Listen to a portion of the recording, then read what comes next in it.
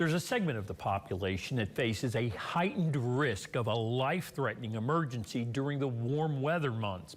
People with allergies to bee stings must be extra vigilant this time of year, and even taking precautions is no guarantee they can avoid getting stung. Our Clayton McChesney shares a cautionary story where the worst-case scenario played out right here in the two Virginias. This is Ted Bolin. Family members tell WVVA Bolin was only known to have a mild allergy to bees. They say he'd been stung about a month earlier. At that time, Bolin reportedly suffered a small reaction. That changed on Wednesday, July 3rd. Bolin is believed to have suffered one yellowjacket sting while sitting on his porch. It was a sound of Bolin falling that alerted the rest of his family that something happened. They found him locked in the bathroom, struggling to breathe. It was just crazy because we watched Ted. I mean, if you could have seen it, it was just something I've never seen. I've been a nurse almost 30 years. He just started swelling from head to toe. You could just see it. I mean, just everything. He was blowing up like a balloon from one bee sting. And I mean, that was it. And it was within a matter of minutes. Yeah, it had to have been less than 5 minutes, I would say. When his family got the door open, they administered an EpiPen shot and called 911, who advised another EpiPen shot.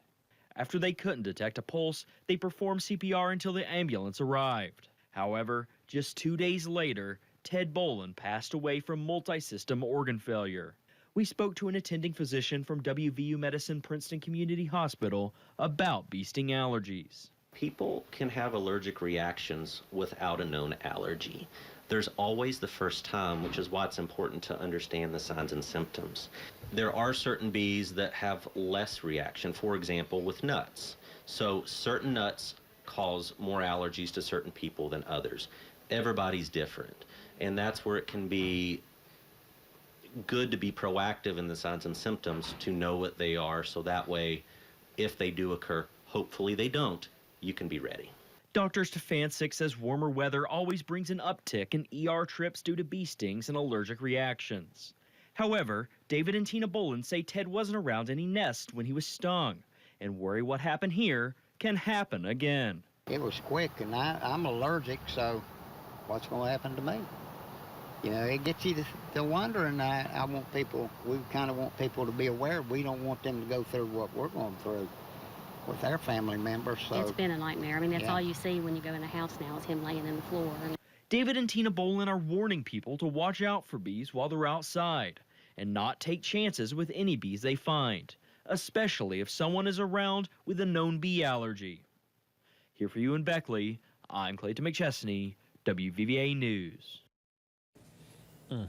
Thank you for that report, Clayton. The CDC estimates that there's an average of 62 bee sting deaths annually in the U.S. Dr. Stephen Stefancic says that it's important to look for the signs of an allergic reaction to those stings, like the skin turning red or swelling, lightheadedness, and the biggest aspect of all is shortness of breath. He says if you experience any of these symptoms, don't hesitate. Call 911 and use an EpiPen, I should say, as soon as possible. Ben?